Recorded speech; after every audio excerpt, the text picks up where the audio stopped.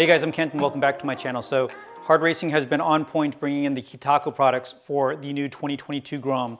They were one of the first and may still be one of the only US distributors that has the Kitaco oil cooler for the 2022 Grom, and I'll link above to a video I did on that installation.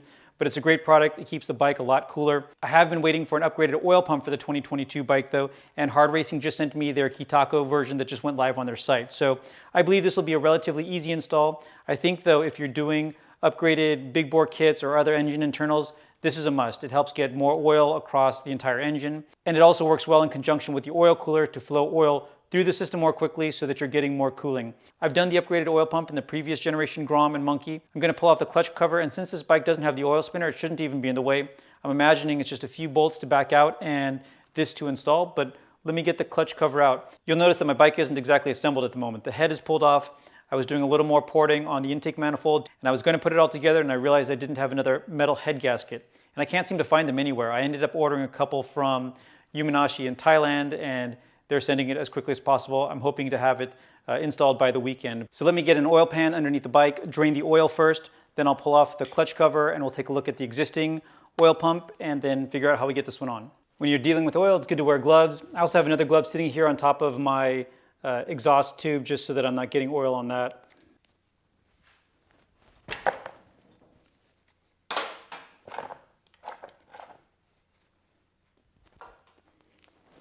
So let me remove my frame sliders, and then the rest will just require an 8mm socket for all the bolts going around. Where I have a couple of Allen keys here, those will require an 8mm socket for the stock configuration.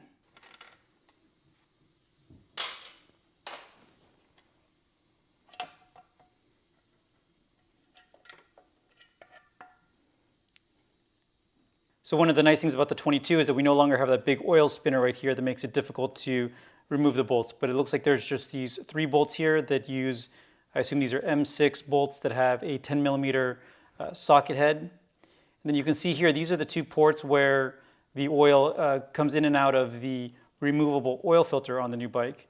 And actually when I move those, I think these are just dowels. Yeah, they're little dowels that come out, so let's go ahead and pull these out first. These little dowels also have a grommet on it, so make sure you're pulling off both the dowel and the grommet. And before I dive into this, I might as well also check my little filter screen here. It's perfectly clean.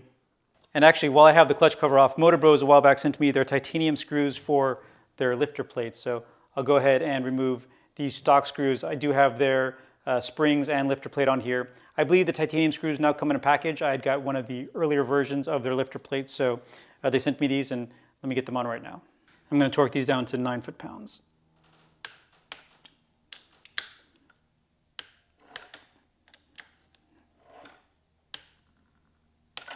All right, so that looks super cool. The Motor Bros logo are on the alternating portions that don't have the bolt, and then it's got the logo now on those titanium bolts. So that definitely is a good look. These are also a couple grams lighter, so a little bit less rotational mass. Okay, so back to the oil pump.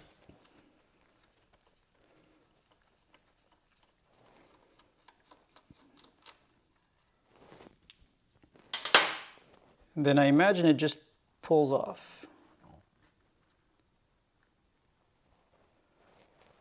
Yeah, very easily. There's no gaskets, so there is an additional dowel here at the bottom that may be transferring over to the new pump. Otherwise, there's just this gear here, and yeah, no gasket around it. So here's the kit from Kitaco. It comes with the pump itself, and then also a rod with a C-clip. So it looks like we're going to, at the very least, have to transfer over the main gear. Okay, and looking in the instructions, there's actually 2 dowels. One was left here in the engine case, so I'm going to pull that one off. But be mindful that there are 2 dowels for the oil pump. And that's 2 dowels in addition to the 2 dowels that are used for the oil filter. The instructions weren't very clear to me on how I was supposed to remove this gear because there's this pin retaining it in the main rod that goes all the way through the oil pump, but I figured it out. So there's a small M6 bolt. It's an M8 size socket to remove it.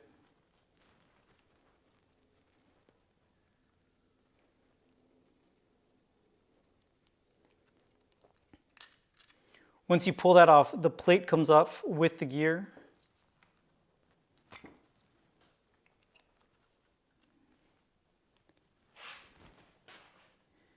then on this side, this gear comes off. there's a little dowel that goes through the main rod. And once that's off, the gear can come off.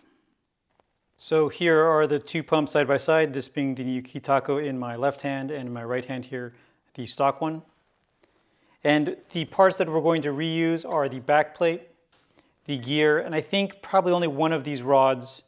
We'll see. It comes with, this was the factory post that held the gear.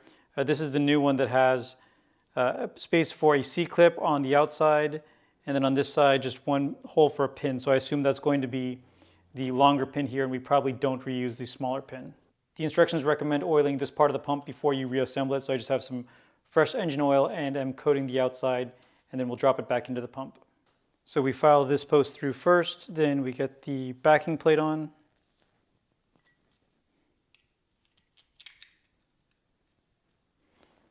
And then the gear.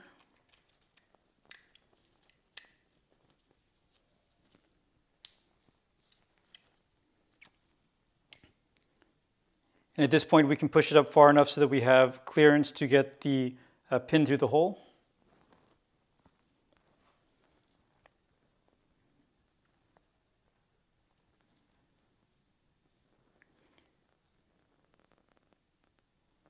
And then seat that down, and then we put the C-clip on this side to retain that pin from being able to back out this way. Additionally, we replace the bolt here that holds the backing plate to the rest of the oil pump. And this torques down to 3.8 foot-pounds. And I usually just use pliers to get C-clips on. All right, and so those are all the parts transferred over. I've got the C-clip on this side, and on this side, we're reusing the gear, the pin that goes through the gear, the backing plate, as well as the bolt that holds them together. And please make sure that the gear spins freely before we install it back onto the bike. And then line the new pump over the dowels. You also have to time the gear a little bit so that it slots in correctly.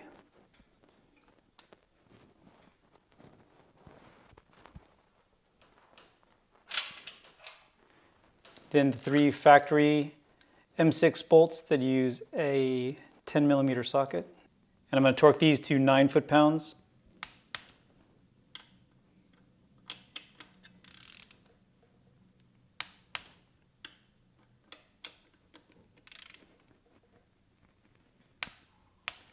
And then finally, the dowel pins that have the little grommet on it to pass oil to the oil filter. The instructions say to oil these grommets, although mine are already covered in oil, so I think they're probably good.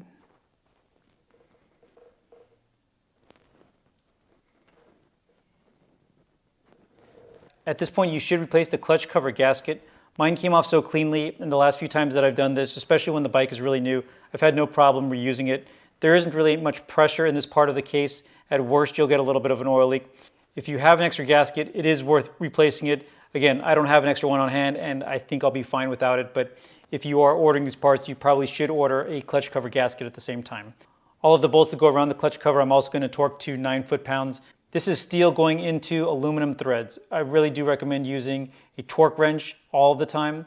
If you don't have a torque wrench though, these aren't holes that you want to bear down on. 9 foot-pounds isn't very hard, and as you're tightening them, make sure that you're doing a star type formation around it so that you're not putting too much pressure on any one side at a time.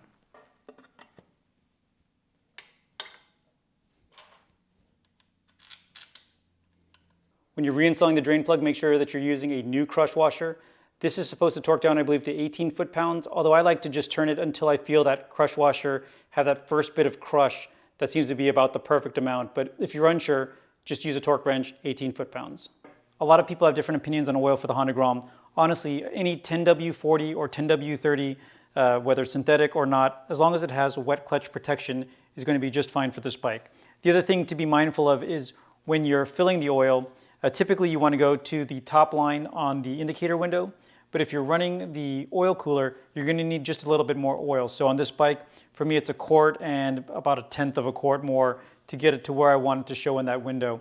So thank you again to Hard Racing for sending me this Kitaco oil pump. For the bike, the way that I'm building it, I think it's an essential part to have, especially if you're running the oil cooler and a big bore kit or any of the internal engine modifications. It makes a big difference in how quickly it's able to circulate the oil and also keep the bike cool. Again, as you can see from the fact that half of my engine isn't on the bike right now, I've got a lot of other modifications planned for it. And honestly, I don't think this bike will ever be done. Manufacturers continue to release new parts for it, and as they release bigger big bore kits and other cool things for it, I'm sure I'll be wanting to try it out on this bike. So anyway, thank you everybody very much for watching. Please subscribe if you haven't, stay tuned for more videos, and keep on building.